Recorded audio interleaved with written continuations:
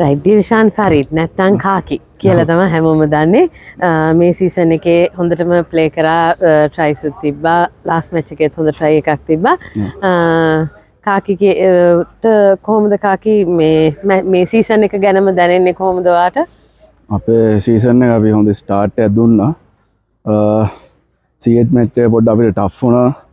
ඒකේ මිස්ටේක්ස් වැඩි, පෙනල්ටිස් ඔක්කොම අපි හදාගෙන එයාෆෝස් මැච් එකට රෙඩි වුණේ.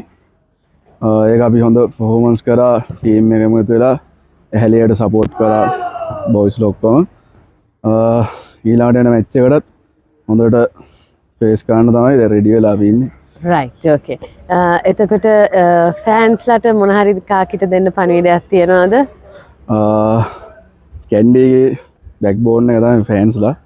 ඉතින් අපි ඉල්ලනවා ෆෑන්ස්ලාගෙන් ඊළඟට එන මැච් එකටත් ලොකු සපෝට් එකක් දෙන්න කියලා කැන්ඩි ටීම් එක අපිට. Right. Okay. All the best, Kaki. Thank you very much.